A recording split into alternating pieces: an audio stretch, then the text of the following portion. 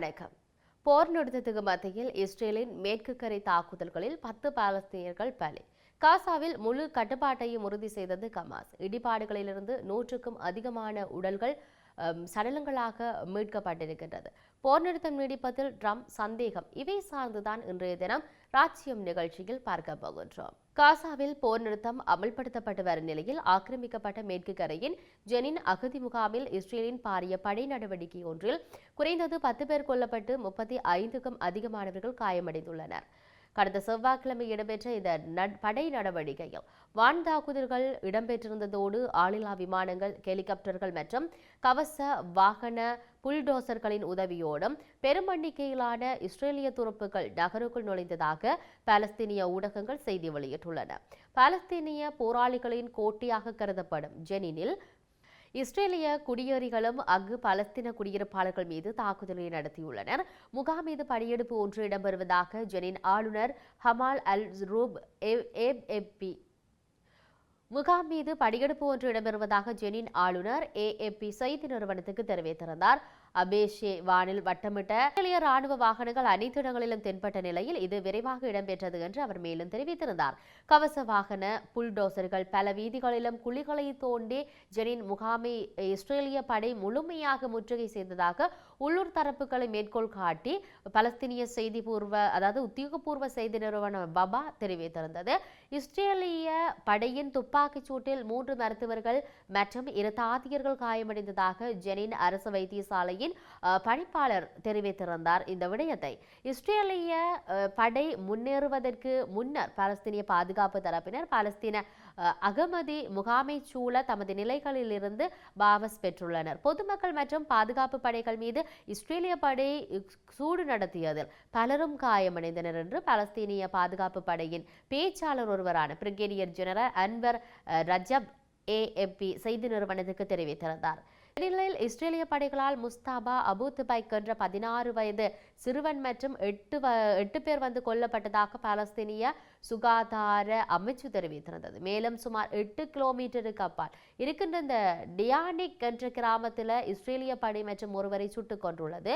ஜெனின் அகதி முகாம் இஸ்ரேலிய படைகளால் அடிக்கடி இலக்காகி வருவதோடு கடந்த வாரம் அங்கு நடத்தப்பட்ட தாக்குதல்களில் குறைந்தது 3 பலஸ்தீனியர்கள் கொல்லப்பட்டு மேலும் பலர் காயமடைந்தனர். கடந்த திங்கட்கிழமை இரவு மேற்கு கரையில் இஸ்ரேலிய படைகளின் பாதுகாப்புடன் இஸ்ரேலிய குடியேறிகள் வாகனங்கள் மற்றும் சொத்துக்களுக்கு தீ வைத்து நடத்திய அந்த தாக்குதலில் குறைந்தது 21 பலஸ்தீனியர்கள் காயமடைந்திருந்தார்கள்.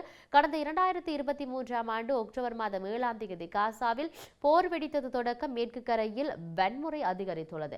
காசா போர் தொடக்கம் இஸ்ரேலிய துருப்புகள் மற்றும் குடியேறிகள் நடாத்திய தாக்குதல்களில் இதுவரை குறைந்தது 847 பலஸ்தீனியர்கள் கொல்லப்பட்டதாக சுகாதார அமைச்சு தெரிவித்துள்ளது. அதே காலப்பகுதியில் பாலஸ்தீனிய தாக்குதல்கள் அல்லது இஸ்ரேலிய சுற்றுவளைப்புகளின் போது குறைந்தது 29 இஸ்ரேலியர்கள் கொல்லப்பட்டிருப்பதாக இஸ்ரேலிய தரப்பு குறிப்பிட்டுள்ளது. மறுபுறம் 15 மாதங்கள் நீடித்த போருக்கு பின்னர் காசாவில் அனுமதி திருப்பி இருக்கும் நிலையில் ஹமாஸ் அமைப்பு அங்கு முழு கட்டுப்பாட்டையும் பெற்றுள்ளது. அங்கு இடிபாடுகளை அகற்றும் பணிகளில் ஹமாஸ் அதிகாரிகள் மேற்பார்வையில் இடம்பெற்று வருவதோடு காசாவின் தூசி நிறைந்த வீதிகளில் உதவி வாகனங்களும் ஆயுதமேந்திய ஹமாஸ் போராளிகளின் பாதுகாப்பு அளித்து வருகிறார்கள். நீல நிற சீருடை அணிந்த ஹமாஸ் காவல்துறையினர் வீதிகளில் ரோந்து பணிகளில் ஈடுபட்டு வருகிறார்கள். இடைவிடாத தாக்குதல் நடாத்திய இஸ்ரேல் ஹமாஸ் அமைப்பை பலவீனப்படுத்தியதாக கூறப்படுகின்ற போது அந்த அமைப்பு காசாவில் தனது பலத்தை தொடர்ந்து தக்க வைத்திருப்பதாக அவதானிகள் தெரிவிக்கிறார்கள். அந்த அமைப்பு காசாவின் பாதுகாப்பை மாத்திரம் கட்டுப்படுத்தாதது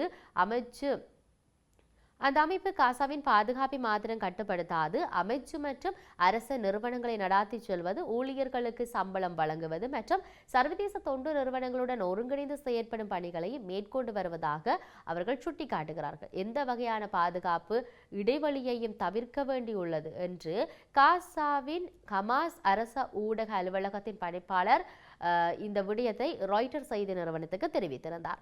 உதவி வாகனங்களுக்கு சுமார் 700 காவல்துறை பாதுகாப்பு அளிப்பதாகவும் ஞாயிறு தொடக்கம் எந்த ஒரு உதவி வாகனங்களும் கொள்ளையடிக்கப்படவில்லை என்றும் அவர் சுட்டிக்காட்டியிருந்தார். அண்மைய வாரங்களில் காசாவில் உள்ள கீழ்மட்ட நிர்வாகங்களுக்கு இலக்கு வைத்து இஸ்ரேல் வான் தாக்குதல்களை நடத்தியிருந்தது. ஹமாஸின் ஆட்சி நிர்வாகத்துக்கு முறியடிக்கும் முயற்சியாகவே அந்த தாக்குதல்களை நடத்தி இருந்தது. இஸ்ரேல் ஏற்கனவே ஹமாஸ் அரசியல் பிரிவு தலைவர் இஸ்மாயில் ஹனியே மற்றும் அந்த அமைப்பின் தலைவரான ஜக்யா ஜின்வர் மற்றும் ஆயுத பிரிவு தலைவர் உட்பட பல தலைவர்களையும் படுகொலை செய்தது. இத்தனை இழப்புகளுக்கு பின்னரும் கமாஸின் நிர்வாக கட்டமைப்பு தொடர்ந்து இயங்கி வருவதாக அல் தவாப்தா குறிப்பிட்டுள்ளார். தற்போது எம்மிடம் பொதுமக்களுக்கு சேவை வழங்குவதற்கு தினசரி பணியாற்றும் 18,000 ஊழியர்கள் உள்ளனர் என்ற விடயத்தையும் சொல்லியிருக்கின்றனர். ஹமாஸ் நிர்வாகத்தின் கீழான மாநகர சபை வாகனங்கள் செல்வதற்கு வசதி ஏற்படுத்தும் வகையில் வீதிகளை சுத்தப்படுத்தி வருவதோடு குழாய்கள் மற்றும் உட்கட்டமைப்பு வசதிகளையும் திருத்தங்கள் செய்து வருகின்றது. போருக்கு பின்னரான காசாவில் கமாஸ் ஆட்சியில் இருக்கக்கூடாது என்று இஸ்ரேல் தொடர்ந்து வலியுறுத்தி வருகின்றமை குறிப்பிடத்தக்கது. காசாவில் 15 மாதங்களாக நீடித்த போரில் 47,000க்கும் அதிகமானோர் கொல்லப்பட்ட நிலையில் போர் நிறுத்தத்தை தொடர்ந்து இடுபாடுகளில் சிக்கியிருக்கும் சடலங்களை மீட்கும் பணிகள் ஆரம்பிக்கப்பட்டுள்ளன. இதுவரை 100க்கும் அதிகமான சிதைந்த உடல்கள் மீட்கப்பட்டிருப்பதாக அங்கிருந்து வரும் செய்திகள் சொல்லுகின்றன. இந்த நிலையில் காசாவில் போர் நிறுத்தம் நேற்று 3வது நாளை எட்டிய நிலையில் இடிபாடுகளிலிருந்து பெரும் எண்ணிக்கையான சடலங்கள் மீட்கப்பட்டு வருவதோடு தமது வீடுகளுக்கு திரும்பிய பாலஸ்தீனியர்கள் 15 மாத நீடித்த போரில் ஏற்பட்ட அழிவுகள் தொடர்பில் அதிர்ச்சியை வெளியிட்டிருக்கிறார்கள். மறுபுறம் அமெரிக்க ஜனாதிபதியாக பதவியேற்றிருக்கும் டொனால்ட் ட்ரம்ப் கடைப்பிடிக்கப்பட்டு வரும் 3 கட்ட போர் நிறுத்தம் குறித்து சந்தேகத்தை வெளியிட்டிருக்கிறார். கடந்த ஞாயிற்றுக்கிழமை போர் நிறுத்த அமலுக்கு வந்த தொடக்கம் இடம்பெயர்ந்த மக்கள் இடிபாடுகளாக மாறியிருக்கும் தமது வீடுகளுக்கு திரும்பி வருவதோடு அந்த பகுதிகளுக்கான உதவிகள் தடையின்றி செல்ல ஆரம்பித்துள்ளன. இதில் போரின் போது இடிபாடுகளில் சிக்கி இருக்கும் நிலையில் உயிரிழந்த பெரும் எண்ணிக்கையானோர் இருப்பதாக கணிக்கப்பட்டிருக்கும் நிலையில் அந்த சடலங்களை மீட்கும் பணிகள் ஆரம்பிக்கப்பட்டுள்ளன. இடிபாடுகளில் தொடர்ந்து சிக்கியிருக்கும் சுமார் 10,000 உயிர் தியாகிகளின் உடல்களை நாம் தேடி வருகின்றோம் என்று பலஸ்தீன சிவில் அவசர சேவைகள் நிறுவனத்தின் பேச்சாளர் முகமது பசில் குறிப்பிட்டிருப்பதை பார்க்கக்கூடியதாக இருக்கிறது. குறைந்தது 2840 உடல்கள் அளிக்கப்பட்டு தடயங்கள் இல்லாமலாக்கப்பட்டிருப்பதாக அவர் சுட்டிக்காட்டியிருக்கின்றார். இந்த நிலையில் போர் நிறுத்தம் ஆரம்பிக்கப்பட்ட தொடக்கம் மேற்கொள்ளப்பட்ட தேடுதல்களில் தெற்கு நகரான ரபாவில் இருந்து மாத்திரம் இடிபாடுகளிலிருந்து 137 சடலங்கள் மீட்கப்பட்டிருப்பதாக அங்கிருந்து வரும் செய்திகள் தெரிவிக்கின்றன.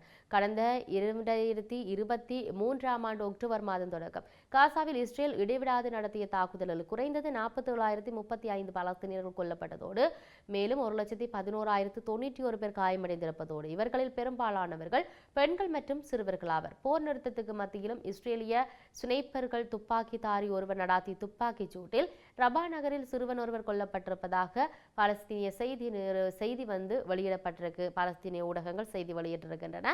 இதன்போது அந்த சிறுவனின் உடலை மீட்க முயலும் ஆடவர் ஒருவர் மீதும் இஸ்ரேலிய படை சூடு நடத்தும் காட்சியை அதனை பார்த்தவர்கள் படம் பிடித்திருக்கிறார்கள் என்பதும் இங்கு இருக்கின்றது. இப்படி இருக்கின்ற பொழுது பெரும்பகுதிகளில் போர் நிறுத்தம் கடைபிடிக்கப்பட்ட போதும் தனிப்பட்ட சம்பவங்கள் பதிவாகி இருப்பதாக குடியிருப்பாளர்கள் மற்றும் மருத்துவ வட்டாரங்கள் தெரிவிக்கின்றன. உண்மையிலேயே போர் நிறுத்தம் என்பது எவ்வளவு காலத்துக்கு சாத்தியமாகும் என்று பல ஆண்டுகளாக நினைத்திருந்த ஒரு விடயம்.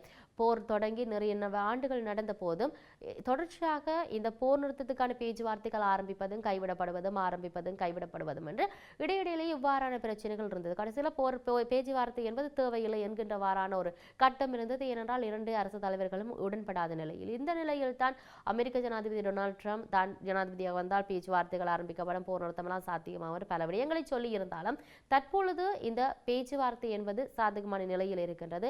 இந்த பேச்சுவார்த்தை முற்று பெற்றிருக்கின்றது. போர் நிறுத்தம் நிறுத்தப்பட்டிருக்கின்றது. ஆகவே இது எவ்வளவான விடயங்களை உண்டு பண்ண போகிறது, இல்லாட்டி இது இப்படியே நிரந்தரமாக போகிறதா இல்லையா, உலக நாடுகள் சொல்லி இருந்தாலும் இதனுடைய நகர்வுகள் எப்படி இருக்க போகின்றது, தற்பொழுது அந்த இடத்தில் இருக்கக்கூடிய உடல் அங்கங்களை மீட்கின்ற பணி, அங்கு இருக்கக்கூடிய மீட்கும் பணிகள், அவசர உதவிகள் என்பது இடம்பெற்றுக் கொண்டிருப்பதை நாம் அவதானிக்கக்கூடியதாக இருக்கிறது. இதனுடைய நகர்வுகள் எவ்வாறு செல்லப் போகின்றது என்பதெல்லாம் நாங்கள் பொறுத்திருந்து பார்க்க வேண்டிய தேவை இருக்கிறது. மற்றும் ஒரு ராஜ்யத்துடன் இணைந்திருப்போம். வணக்கம்.